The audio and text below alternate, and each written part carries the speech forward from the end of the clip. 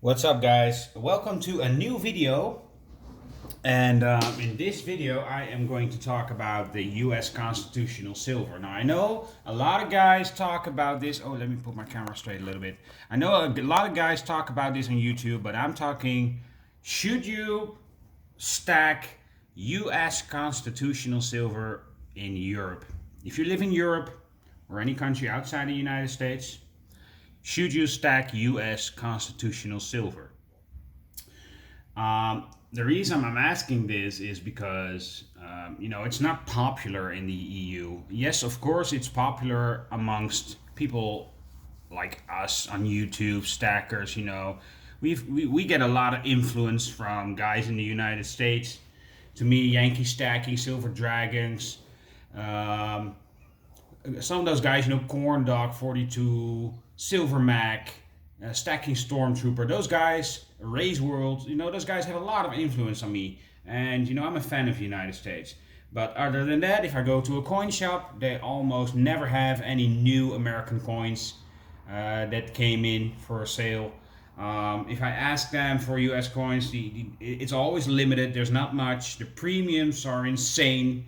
I mean, buying a very call walking, how do you call that, walking liberty, yeah, walking liberty half.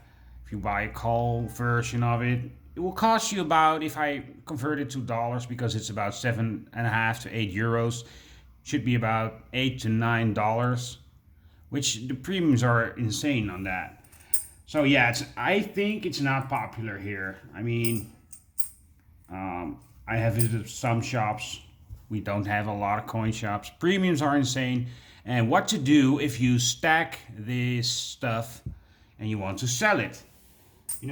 Something happens along the way, and you want to sell these coins.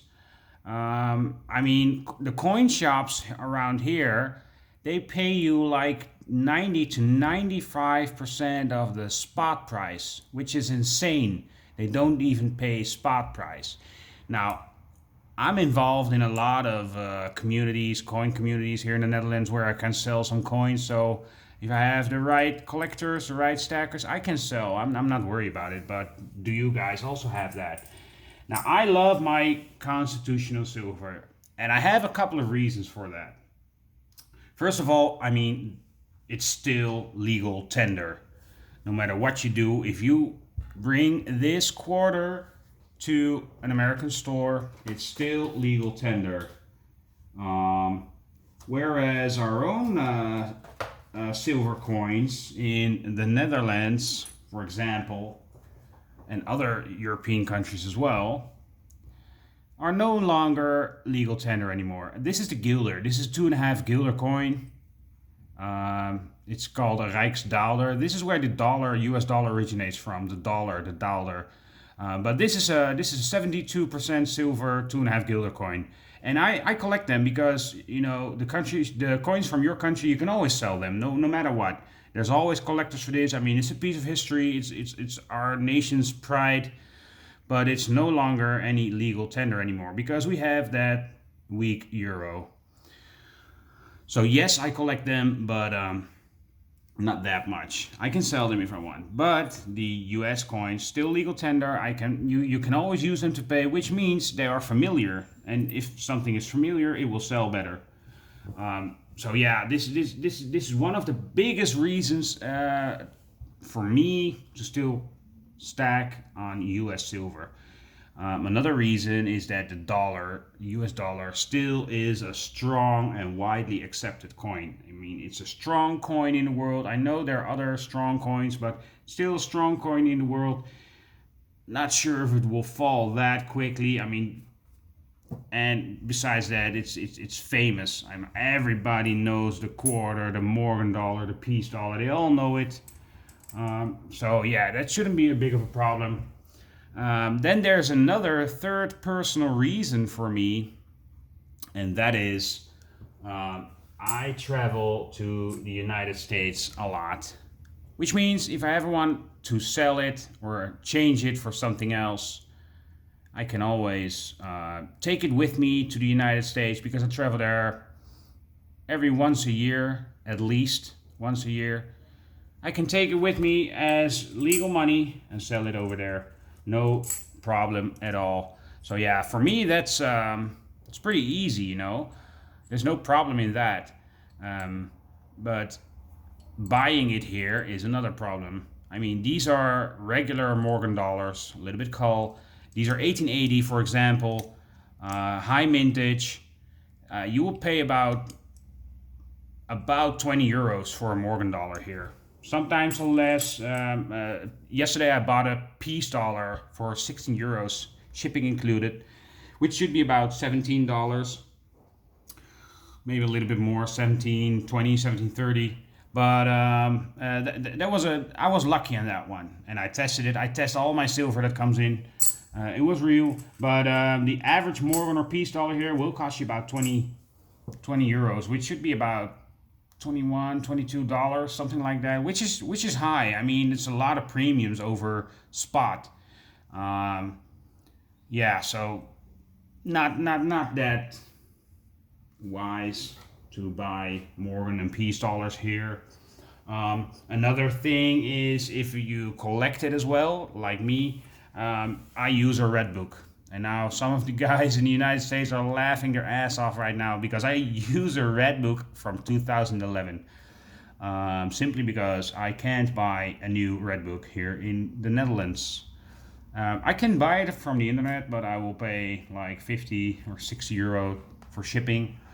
So I bought this for a couple of euros from eBay. It's a 2011. At least it gives me some information about weight, diameter, mintage, mint marks, whatever, and a little bit of a pricing. At least I can see which Morgan dollar is worth more than the other. Like, say, if I have 1880 versus 1921, I can see that it's worth more. Not much will change on that because of the mintage, but the prices are not correct because this is 2011, and I believe in 2011 the prices were pretty high for silver. But when I'm traveling to the United States again, I'm going to look for a red book if possible, if I have time for it. I mean, it's holiday as well, so. But use a red book. So back to the point, should you stack US constitutional silver in Europe? I'm pretty curious on what you guys think of that. Should you stack it in Europe? I know that some of the guys do that, like Gold Washington Pay Dirt in Germany. He likes his US silver just like I do. I wonder what you guys think of it. Is it a wise thing? I mean, I believe in the dollar. I believe in the silver dollar coins, the recognizability. Is that a word? Recognizability? Guess so. I believe in it. I believe that it works. I believe that I can always sell it no matter what. Whereas another advantage, now I'm thinking of it, is that it's always 90% silver, which is a high percentage of silver.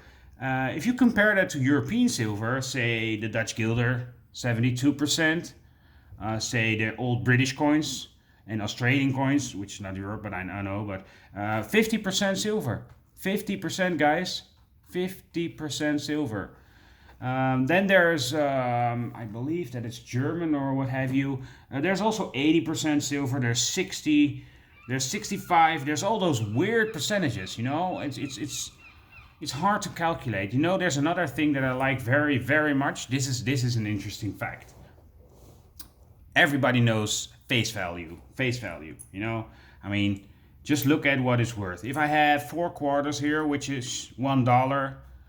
Apart from being the silver value, and I take 4 dimes with it, I got $1.40, and this will always make up for an ounce of silver, no matter what combination you do. If I now put 2 quarters away, take $1/2 with it, so there's 1/2, 2 quarters, 4 dimes, 1 ounce of silver. I'm not sure if it works with the dollars as well. I believe so. $1, 4 dimes. It's an ounce of silver. It's so bizarre. It's. I mean, they thought about it, which is a good thing. I mean, take 14 dimes. Take 14 dimes. It's an ounce of silver. No matter what you do with those coins, $1.40 face value is always an ounce of silver. So if you take 3 halves, you're over an ounce of silver. I mean, you can calculate with that pretty quickly. It's bizarre. It's crazy, you know. So for me, yeah, a lot of reasons why I should stack U.S. constitutional silver along with the Dutch junk silver now, because I can always sell that.